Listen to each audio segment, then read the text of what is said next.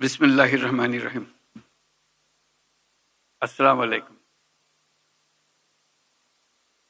আজ বহুদিন পরে বাংলাদেশ অ্যাডমিনিস্ট্রেটিভ সার্ভিসেস অ্যাসোসিয়েশনের কল্যাণে চীন মৈত্রী সম্মেলন কক্ষে আসার সুযোগ হলো আমার। তাদেরকে আমি আন্তরিক ধন্যবাদ জানাই। যখন আসতাম সেই আমলে একটা জিনিস খুব পীড়া দিত, এই হলে যখন আলাপ হয় তার প্রতিধ্বনি হয় সাংঘাতিক। ওটা বহাল আছে, এটার পরিবর্তন হয়নি, এখনো সেই প্রতিধ্বনি হয়ে যাচ্ছে।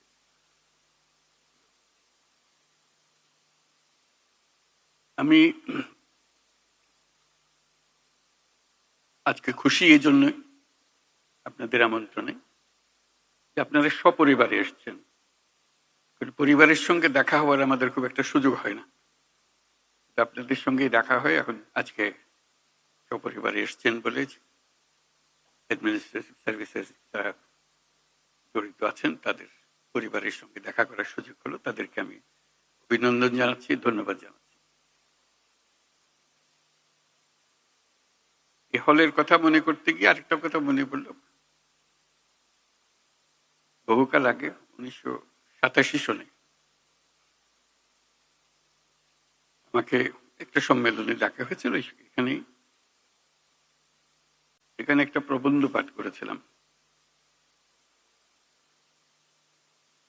তার শিরোনাম ছিল গ্রোয়িং আপ উইথ জায়ান্টস। লোকে প্রথমে একটু চিন্তিত ছিল, এটা কি হলো, জায়ান্ট কোথায়?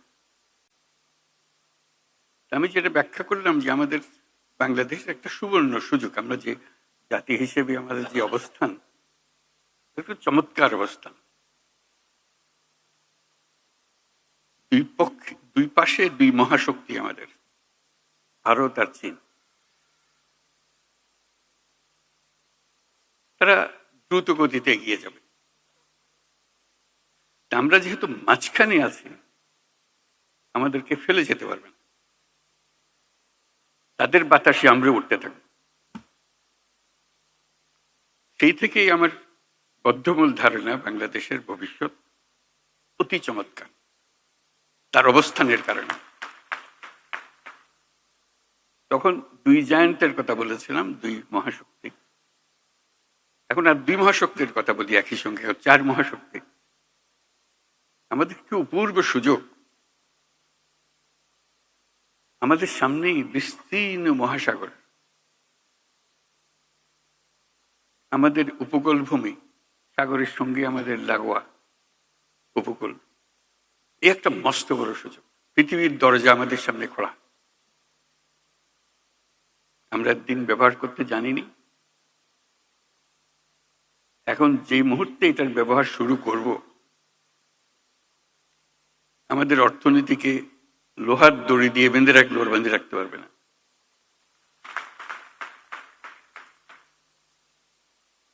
এবং আমাদের উত্তরে হলো সে বিখ্যাত হিমালয় পর্বতমালা, যেখানে জমে আছে আমাদের যাবতীয় শক্তি,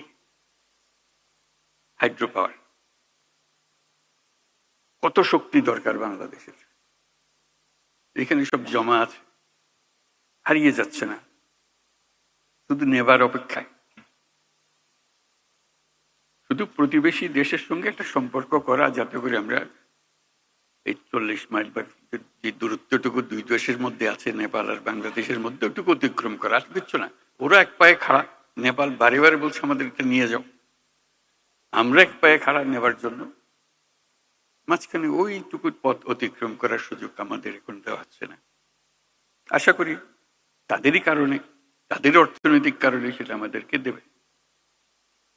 এটা সবার মঙ্গলের জন্য, কারো একজনের উপকার একজনের অপকার এরকম কিছু না। যদি আমরা সেই পথটা খুলে পাই, এখন সামান্য কিছু পেয়েছি, ওটাও কিছুই না, বড় আকারে যদি পাই, বাংলাদেশকে আটকে রাখার কোনো ক্ষমতা কারো নাই। আমরা মহা সৌভাগ্যবান এক জাতি, তার অবস্থানের কারণে। সেই জাতির দুঃখ কেন থাকবে আমি বুঝতে পারি না। এটা আমাদের কপালের দোষ নাকি আমাদের চরিত্রের দোষ না আমাদের চিন্তার দোষ? যদি হয়ে থাকে সেগুলোর থেকে আমরা মুক্ত হই। আমরা তো তড়িৎ গতিতে এগিয়ে যেতে চাই। এটা একটা মহাশক্তিধর অর্থনীতি তৈরি হবে। আজকে কুমিরা থেকে টেকনাফ পর্যন্ত যে উপকূল ভূমি, সেখানে যদি কাতারে কাতারে সব নৌবন্দর স্থাপন হয়, মাতার বাড়ির গভীর সমুদ্র বন্দর পর্যন্ত যদি আমরা দুনিয়ার সব জাহাজকে আশ্রয় দিতে পারি, তাদের কাজ করার জন্য সুযোগ সুবিধা দিতে পারি, আমাদেরকে আটকাবে কে? এবং শুধু যে সমুদ্র বন্দর আমরা ব্যবহার করব, আমাদের মালামাল যাবে, তা তো না। আমাদের একটা নিজস্ব অর্থনৈতিক অঞ্চল আছে, সেই অঞ্চলটাকে আমরা এখনো খুলতে পারিনি, কিন্তু অঞ্চল অপেক্ষা করছে আমাদের জন্য। আমাদের অঞ্চল হলো, উত্তরে হলো নেপাল আমাদের অঞ্চল। নেপালের সৌভাগ্য, তারা হিমালয় পর্বতের পাদদেশে আছে। দুর্ভাগ্য হলো সমুদ্রের দেখা তাদের হয় না। তাদের সমুদ্র দেখতে হলে আমাদের মাঝখান দিয়ে দেখতে হবে, আমাদের মাধ্যমে দেখতে হবে। সে পথ আমরা করে দিই, আমরা একসঙ্গে যৌথ অর্থনীতি গড়ে তুলি। তার সমুদ্রের অভাব, আমার পর্বতের অভাব, হাইড্রো, দুই অভাব একসঙ্গে পূরণ করি দুজনে। ভুটান একই কাণ্ড, তারও সমুদ্র দর্শন হয় নাই। তাকে সমুদ্রে আসতে হলে আমার পথ দিয়ে আসতে হবে, আমরা তাকে স্বাগত জানাই। তেমনি ভারতের পূর্বাঞ্চল একই অবস্থা, নেপালের যে অবস্থা, ভুটানের যে অবস্থা, নেপাল ভারতের সেভেন সিস্টারের একই অবস্থা। তার সমুদ্র দর্শন তার হয় না, হবে না। তার সঙ্গে আমরা যোগ দিই একসঙ্গে এই অর্থনৈতিক অঞ্চল। আমাদের যে সমুদ্র বন্দর, তাদের মাল আনা নেওয়া করবে, আমাদের মাল আনা নেওয়া করবে, তাদের কাছে যাবে, তাদের অর্থনীতি আমাদের অর্থনীতি একসঙ্গে জাগবে। তারাও খুব কষ্টের অবস্থায় আছে, তারা খুব ভালো অবস্থায় নেই। তারা এই সুযোগ পেলে তারাও আনন্দিত, তাদের ব্যবসা আমাদের ব্যবসা, রমরমা ব্যবসা হবে, একসঙ্গে ব্যবসা হবে। এগুলো বললাম এই জন্য, আমরা ভবিষ্যৎ সম্বন্ধে অনেকটা হতাশায় ভুগি। হতাশার তো কারণ নাই, এটা আনন্দের বিষয়। আমাদের যে অবস্থান, যে সুযোগ সুবিধা, শুধু সেগুলোকে আহরণ করা, কাজে লাগানো। প্রক্রিয়া শুরু হয়েছে, এই প্রক্রিয়াকে জোরদার করা, যাতে করে আমরা এই অর্থনৈতিক অঞ্চল গড়ে তুলতে পারি। মালামাল সোজা চলে যাবে নেপালে, সোজা চলে যাবে ভুটানে, সোজা চলে যাবে সেভেন সিস্টার্সে।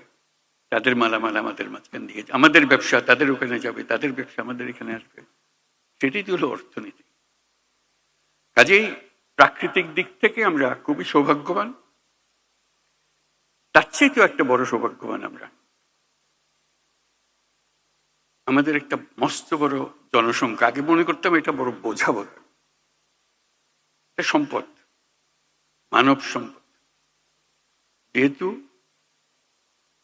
প্রযুক্তি আসার ফলে কোনো মানুষই আর কোনো বোঝা নয়, প্রতিটি মানুষই হলো এখন সম্পদ,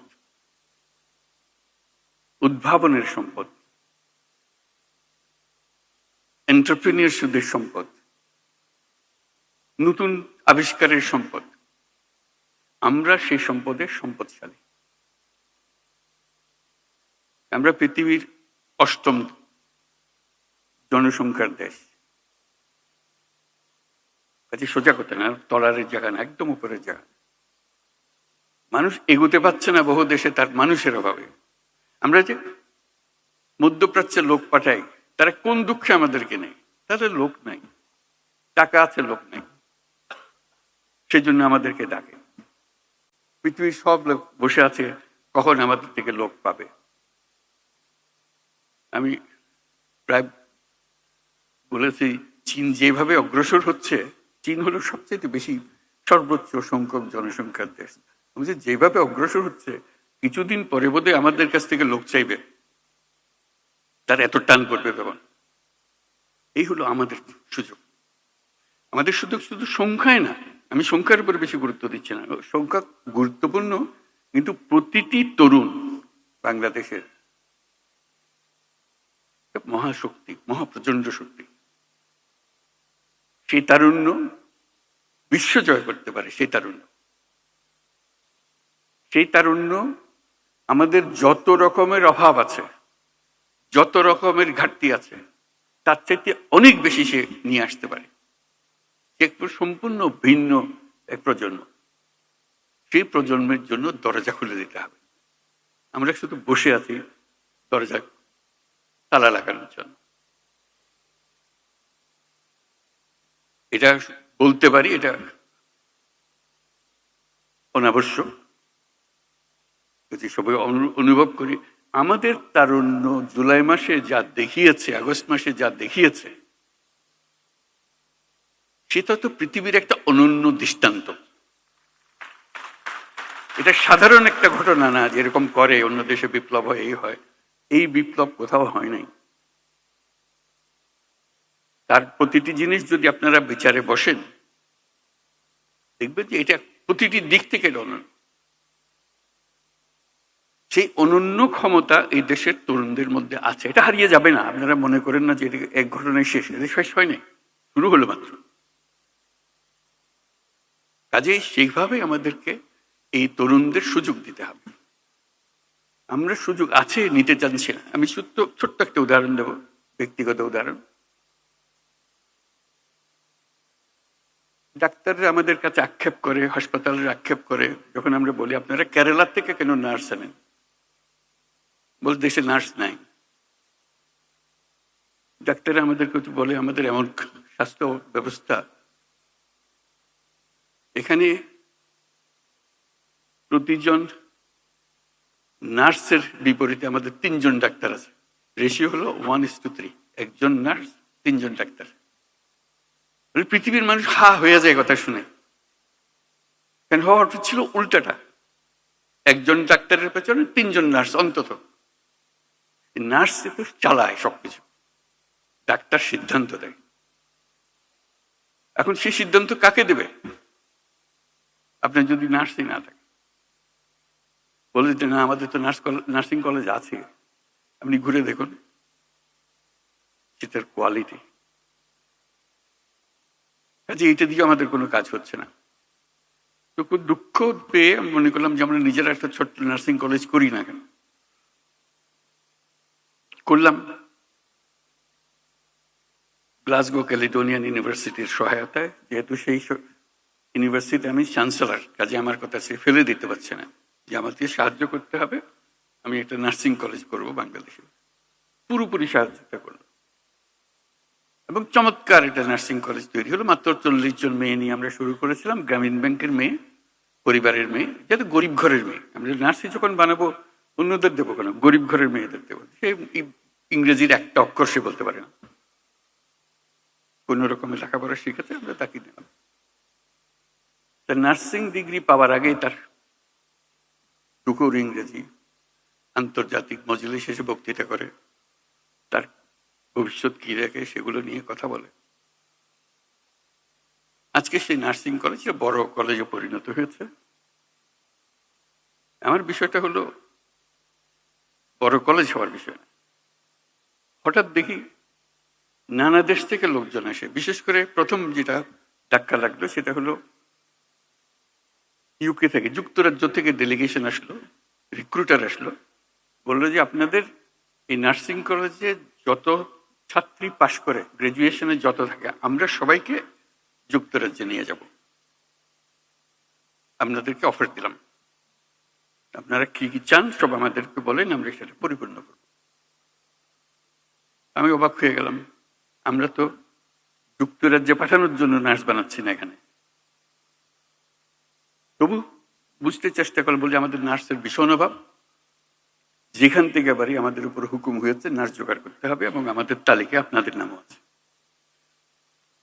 তা আমরা আপনাদের কাছে এসেছি আপনাদের এন্টায়ার ক্লাস, আমাদের আর কোনো পরীক্ষা দিতে হবে না, কিছু দিতে হবে না, শুধু আপনারা সার্টিফিকেট দেবেন, আমরা নিয়ে যাব। আমি তাদের কাছে বিনয়ের সুরে বললাম যে এটা আমাদের দেশের জন্য করেছি, আমরা তো দিয়ে দেবো না এদেরকে, এদেরকে দেশের কাজ করার জন্য দেবো, তবে আমাদের শুধু নিজেদের পরীক্ষা করার জন্য 2 কি 3 জন দেবো, যাতে আমরা দেখি ওরা কিরকম কাজ করে, আপনাদের পাল্লায় এরা উঁচু স্তরে না নিচু স্তরে, কোন স্তরে। বলে না, সেটা পরীক্ষা করতে হবে না, সেই পরীক্ষা আমরা ইতিমধ্যে করে ফেলেছি, যা যা আমাদের দরকার আপনারা যত চান দিতে পারেন। আমি সবিনয় বললাম যে এই 2-3 জনের বেশি আমরা দেবো না এখন, ভবিষ্যতে যদি আমাদের সামর্থ্য হয় দেবো। এটাতে খুব আনন্দ উপভোগ করলাম যে আমরা যেটা বাংলাদেশের জন্য করছি সেটা ইউকেতেও তার একটা ডিমান্ড আছে, চাহিদা আছে। আমরা দরখাস্ত নিয়ে ঘুরছি না, তারা আমাদের কাছে আসছে। কিছুদিন পরে দেখে জাপান থেকে আরেক ডেলিগেশন, তারা আমাদের নার্স চায়, সবাইকে চায়। বলছি শুধু আমাদের একটা শর্ত, জাপানি ভাষাটা আমাদের আমরা শিখিয়ে দেবো তাদেরকে, এই সুযোগটা আমাদেরকে দিতে হবে, এবং খুব সিম্পল জাপানি ভাষা, কোনো কঠিন জিনিস না, তারা লেখাপড়ার সঙ্গে সঙ্গে এটা শিখে যাবে। আমরা সেই ব্যবস্থা আমাদের হাতে। একই জবাব দিলাম, ধন্যবাদ দিলাম। আমি সবুস্তারে এটা বললাম এই জন্য, আমরা অনেক বিশ্ববিদ্যালয় করি বাংলাদেশে, কথায় কথায় বিশ্ববিদ্যালয় খুলে ফেলছি আমরা। এত বিশ্ববিদ্যালয় যখন আছে, বিশ্ববিদ্যালয়ের সঙ্গে এক একটা করে নার্সিং কলেজ যোগ করে দেন, অন্তত মেয়েগুলো ছেলেগুলো যারা শিখবে দেশেরও কাজে লাগবে, সঙ্গে সঙ্গে আন্তর্জাতিক ক্ষেত্রে এই চাহিদা কোনোদিন মেটাতে পারবে না কেউ। আমরা যত নার্স বানাতে পারি, অফুরন্ত চাহিদা। চিন্তাটা কিসের আমাদের? আমাদের চিন্তার দোষ, কপালের দোষ, তা না হলে আমরা পারছি না করা, আমরা তো আদর করে নিয়ে যেতে চাচ্ছি। তারপরে দেখলাম আরেক চাহিদা, এই আমাদের এই ছোট জায়গাতে, ছোট কাজের মধ্যে কেয়ার গিভার, আপনারা সবাই জানেন, কিচ্ছু না, 6 মাসের ট্রেনিং। 6 মাসের ট্রেনিং দিলে জাপান হাজারে হাজারে নিয়ে যাবে, ইউরোপ হাজারে হাজারে নিয়ে যাবে, শুধু 6 মাসের ট্রেনিং। আমরা পারছি না কেন? আমরা স্বাস্থ্য মন্ত্রণালয় এমন এক জিনিস বানিয়েছি যেটা যখনই বসে সবাই দুঃখে ভরে যায়, কিভাবে সিস্টেমটা চলছে বা চলছে না। আপনারাও দুঃখ করেন, আমরাও দুঃখ করি। কাঠামোগতভাবে এমন এক জিনিস, এটা বুঝতে পারি না এটার থেকে উদ্ধারের উপায় কি। কাজে আমাদের জগৎটা, আমাদের সামনে বিশাল জগৎ, শুধু আমাদের সিদ্ধান্ত এবং আমাদের কর্মসূচিগুলো ঠিক করার অপেক্ষায়। এই যে এত বড় সুযোগ আমাদের আছে এবং এগুলো বাস্তবায়ন হবে, এটা নিয়ে আমার চিন্তা নেই। এই তারুণ্য আমাদের আছে, এই মেয়েরাও আছে আমাদের, এই প্রাকৃতিক সুযোগগুলো আমাদের আছে। আমাদের সবচেয়ে বড় সমস্যা দুর্নীতি, সব শেষ করে দিয়েছে।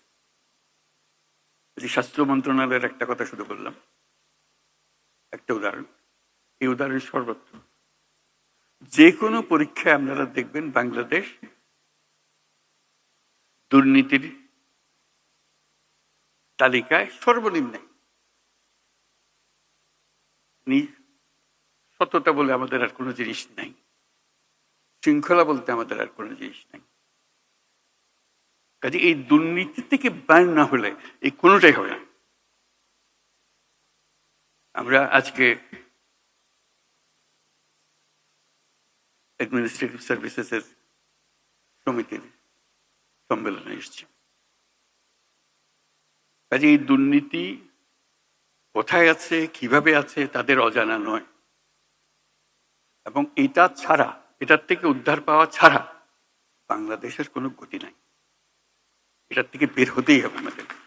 আর সব কথা আপনি বাদ রেখে দেন, আমরা সব বুঝি। এটার থেকে বেরোতে হবে, এটার থেকে আমরা কেউ মুক্ত হতে পারছি না, এমন গভীরে ঢুকে গেছে এটা। এবং আমরা যত বক্তৃতাই করি, এটা অসার বক্তৃতা। যদি না ওই স্কেলে আমরা একটা সৎ জাতি হিসেবে নিজেকে প্রতিষ্ঠিত করতে না পারি, আমরা অল্প সময়ের জন্য অন্তর্বর্তী সরকারের মধ্যে আছি, দুর্নীতির কতটুকু সমাধান দিতে পারবো জানি না। তবে আসাম থেকে আমরা একটা চেষ্টা করছি, দেখেছি অতীতেও চেষ্টা হয়েছে এটা, কিন্তু কাগজে পত্রের চেষ্টার মতো রয়ে গেছে, এটা কাজে লাগেনি। একটা চেষ্টা আজকে সকালেও বলছিলাম, সেটা এটা হচ্ছে অনলাইন সার্ভিস।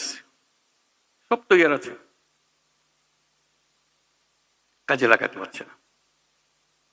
নানা রকমের ব্যাখ্যা আসে কেন এটা কাজে লাগাতে পারছে না।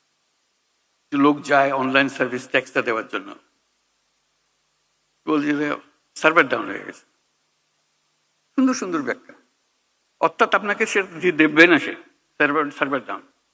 আরেক জায়গায় আরেক ব্যাখ্যা দেবে না, ভূমি মন্ত্রণালয় তার সব কিছু রেডি আছে। এমন জায়গা নেই আন্তর্জাতিক সহায়তার কারণে এগুলো তৈরি হয়েছে, কাজে লাগানো হয়নি। আন্তর্জাতিক সম্প্রদায় চায় আমরা দুর্নীতিমুক্ত হই, কারণ দুর্নীতিমুক্ত না হওয়া পর্যন্ত আমার সঙ্গে ব্যবসা বাণিজ্য কিছু চলছে না। তারাও চায় আমাদের সঙ্গে ব্যবসা বাণিজ্য করে তাদের লাভের জন্য, কিন্তু আমরা তাদেরকে সুযোগ দিতে চাই না। আমরা ব্যক্তিগত সুযোগ নিয়ে ব্যস্ত আছি, জাতির সুযোগের জন্য আমরা মোটেই চিন্তিত না। আমাদের সেই চিন্তা পাল্টাতে হবে। কাজে অনুরোধ, আজকে যারা সরকারের কার্যক্রমে আছেন, কিন্তু সরকারটা হলো গোড়া, দুর্নীতির গোড়া হলো সরকার, সেখান থেকে সরকার বিস্তৃত হয়। কাজে এই সরকার যদি দেশের উপকারে আসতে চায়, তাহলে এটার থেকে আমাদেরকে মুক্তি দিতে হবে। এই আবেদন আজকে করব যে আমরা থাকা অবস্থায় আমরা যেন প্রতিটি ক্ষেত্রে অনলাইন সার্ভিস যেগুলো তৈরি আছে, ভবিষ্যতে তৈরি হবে সেগুলোর কথা বলছি, যেগুলো তৈরি আছে এটা 100% আমরা ইমপ্লিমেন্ট করে যেতে পারি।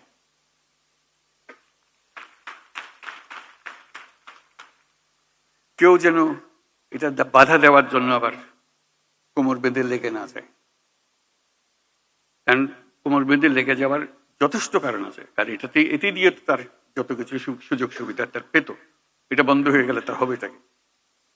সে নানা ব্যাখ্যা দেবে, নানা ব্যাখ্যার কোনো অন্ত নাই, এগুলোর নানা ব্যাখ্যা দেবে যেটা এটা থেকে মুক্তি পাওয়ার জন্য। আমরা তাদেরকে মুক্তি দিতে চাই না।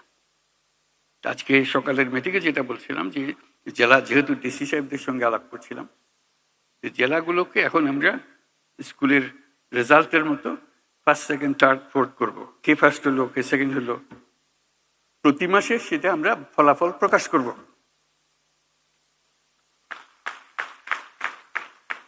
কিচ্ছু না, সাধারণ কথা, যে আপনার জেলায় করদানে অমুকে অমুকে কত শতাংশ এখন অনলাইন হচ্ছে।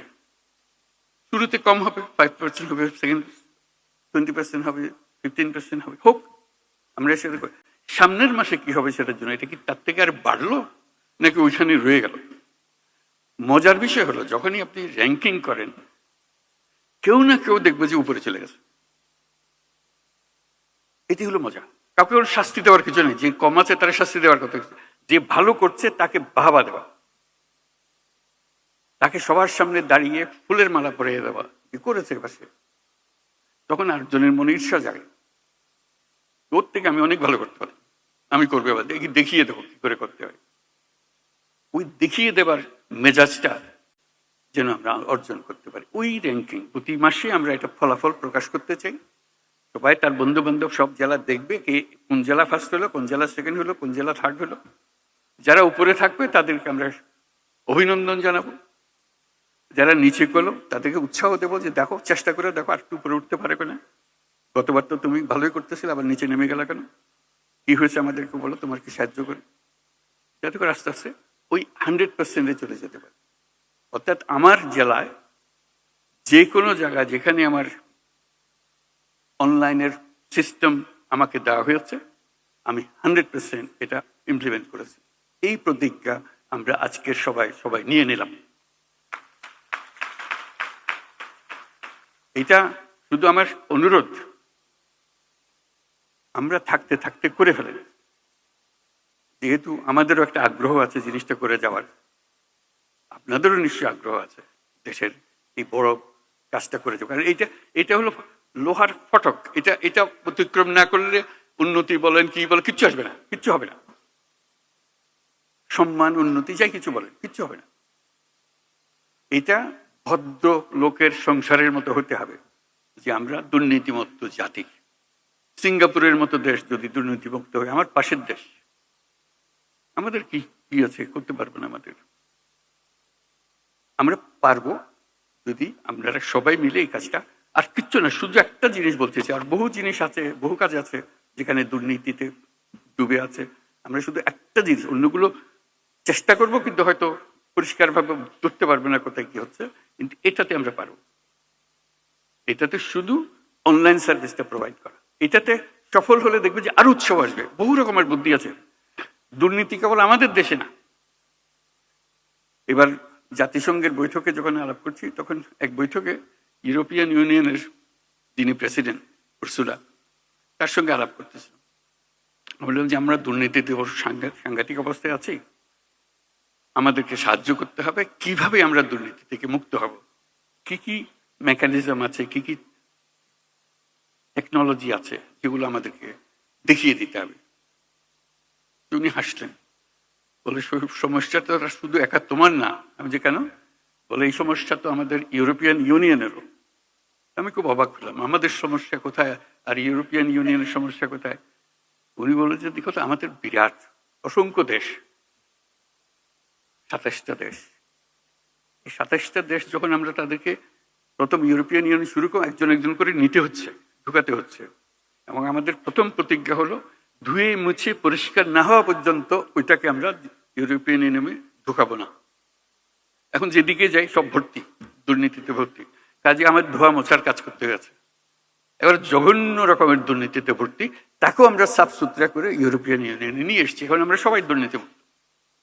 ইউরোপিয়ানের সদস্য হওয়া মানে হলো দুর্নীতিমুক্ত, এটা আমরা নিশ্চিত। কাজে তোমরা যত রকমই করে থাকো, যত দুর্নীতি বলো, আমাদের সব জানা, আমরা তোমাদের সাহায্য করতে পারবো। আমি তার খুব আশান্বিত করলাম, আমি খুব আশান্বিত হলাম তার কথা শুনে। বললাম যে তুমি আমাকে উৎসাহিত করলে, এটা লেটস ডু ইট টুগেদার, আমাদের একটু সাহায্য করে না। উনি বলে তোমার যা লাগে, আমার ব্যক্তিগত প্রতিজ্ঞা রইল, আমি সাপোর্ট ইউ।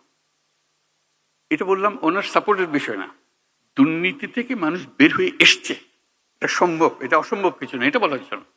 শুধু চেষ্টার দরকার, শুধু আমাদের প্রতিজ্ঞার দরকার যে আমরা এটা করব। এটা ছাড়া আমরা যত মিষ্টি কথাই বলি, সব অসার। দুর্নীতি থেকে আমাদের বের হতে হবে, এবং শিগগিরই হতে হবে। অপেক্ষা করলে হবে না। অপেক্ষা করলে এই আমাদের সমুদ্রও কোনো কাজে লাগবে না, আমাদের পর্বতও কোনো কাজে লাগবে না। আমাদের তরুণদেরকে আমরা জাহান্নামে ফেলে দিলাম, তারা কোন জাহান্নামে চলে আসলো, এটা কারো মুক্তি পাবে না। এই দুর্নীতি যে কত রকম, আমি শুধু দুই একটা বিষয় সম্প্রতি অভিজ্ঞতা অর্জন করেছি বলে বলছি। ইউরোপ, আরব আমিরাতে গেলাম, সংযুক্ত আরব আমিরাত। আমাদের লোকের কাহিনী বর্ণনা করছিল তাদের অফিসে, বলছে আমরা তোমাদের কোনো ডকুমেন্ট আমরা বিশ্বাস করতে পারি না, এত ভুয়া। কাজের লোক হয়তো সে, কিন্তু সে সার্টিফিকেট নিয়ে এসছে, মেডিকেল ডক্টরের সার্টিফিকেট। জলজন্ত আমরা দেখতেছি ডাক্তার হতেই পারে না, দেখা যাচ্ছে ডাক্তার না সে, কিন্তু সার্টিফিকেট নিয়ে এসছে, ডাক্তারের সার্টিফিকেট। ওই ডাক্তারের সার্টিফিকেট নিয়ে চাকরি নিয়ে এখানে এসছে। আমরা কতটা বাছাই করবো? আমরা লজ্জায় মাথা হেঁট হয়ে যায় যে আমরা এটা কিছুই করতে পারতেছি। আমরা চাকরি চাই, কিন্তু পরিষ্কারভাবে চাই। এরকম ভুয়া একজন যে চাকরি দিচ্ছে, তাকে আমি নিজেকে ডাক্তার বলে পরিচয় দিয়ে গেলাম, আসলে শেষ পর্যন্ত গিয়ে চাকরি দিব কোথাও, শুধু এখানে পার হওয়ার জন্য ডাক্তারের সার্টিফিকেট তার দরকার। এবং আমরা কেউ না কেউ তাকে এই সার্টিফিকেট দিচ্ছি, নিশ্চয়ই অর্থের বিনিময়ে দিচ্ছি। এবং এখানে বহু আছে, সেটা এজেন্ট আছে, সেই জোগাড় করে দেয়। শুধু একটা এজেন্ট না, এরকম বহু এজেন্ট আছে। এবং এইভাবে আমাদের বহু মেয়ে মধ্যপ্রাচ্যে হারিয়ে যাচ্ছে, নিয়ে গেছে, এর মধ্যে ফেলে দিয়ে আসছে, কেউ জানে না। হিউম্যান ট্রাফিকিং এর কি বিষয়, বিভৎস বিষয়। এবং মেয়েদের জন্য, আমাদের মেয়েরা যাচ্ছে, তার কি অবস্থায় ফিরে আসছে, যদি সশরীরে ফিরে আসতে পারে, কত লাশ কোথায় চলে যাচ্ছে সেটারও কোনো হিসাব নেই। এই কোন দেশ বানালাম আমরা? আমরা তো দায়ী। আমরা যে আজকে এখানে এসেছি, আমরাই তো দেশ চালাই, কাকে কি বলবো? আমাদের নিজের কাছে, নিজের সন্তানদের কাছে আমরা কি জবাব দেব? কাউকে আমরা রক্ষা করতে পারছি না।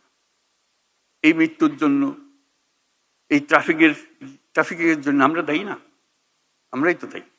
আমরাই তো সহজ করে দিয়েছি তাকে যাওয়ার জন্য। এটা অসংখ্য কাহিনী, এগুলো আপনারাও জানেন, বহু জানেন। আমি একত্রের কথাগুলো বললাম যে এটা এই ভীষণ রোগ থেকে আমাদের সারা গায়ে ঘা, এটার থেকে মুক্ত হতে না পারলে কোনো দিকে অগ্রসর হবার আমাদের উপায় নেই। আমাদেরকে আজকে প্রতিজ্ঞা নিই, আমরা এই ঘা থেকে মুক্ত হব, সুস্থ হব। আমাদেরকেও দুর্নীতির দায়ে কেউ আমাদেরকে অভিযুক্ত করতে পারবে না। এইরকম সরকার চালাবো, এরকম সমাজ চালাবো। ধন্যবাদ সবাইকে।